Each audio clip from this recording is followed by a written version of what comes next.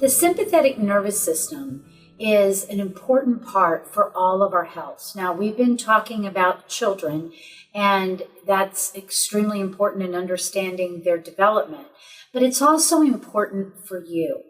The sympathetic nervous system is our own system that allows us to be able to handle threats or something that is going to be scary.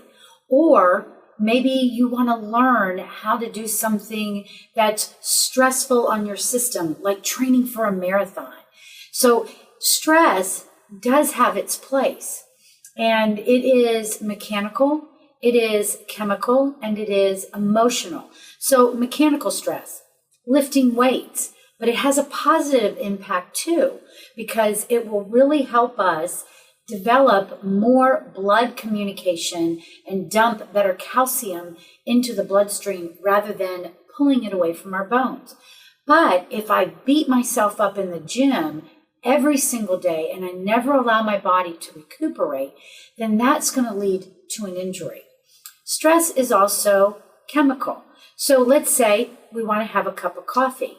Now, I'm definitely going to encourage you to drink organic coffee and to use good Kangen water. If you want to know more about that, let me know.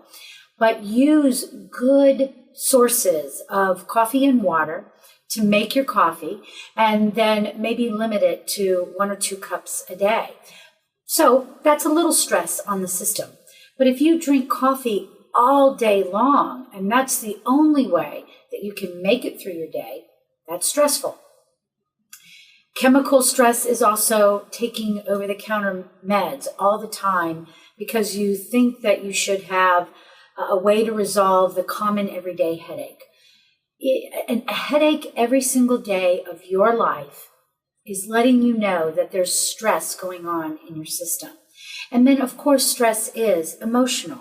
Maybe you're dealing with finances, relationship, suffering a loss. There's many forms of emotional stresses. Here's the caveat to the sympathetic nervous system. It is meant to be in balance. It has its counterpart known as parasympathetic, which is what allows us to get better blood flow to the rest of the body. So there's supposed to be a balance between there. When we live in chronic stress, we are actually changing blood flow from the frontal lobe or the executive function to the back brain, because there's only 2 messages, fight or run. And this happens in children too. So your body's actually preparing to run away from that threat.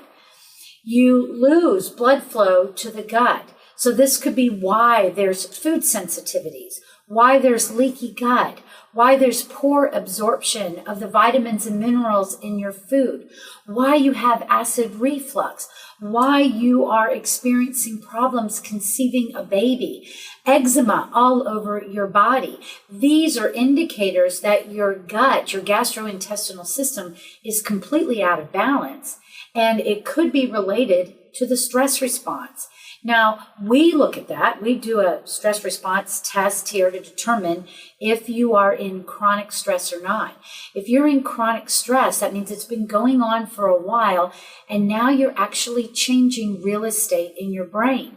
And the longer that it goes on, your brain starts taking more architecture with it. So, for example, if you were an avid runner, and now you find yourself only running 1 day a week, and then you've noticed you're only doing it twice a month, you're actually losing real estate of the enjoyment that you used to feel about running, because that stress response going, hey, they're not really using that part of their brain over there, so let's take over that real estate so that we can keep this stress response going.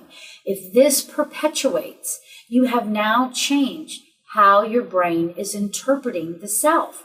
Now, you can get yourself back, but it takes the ability to pay attention.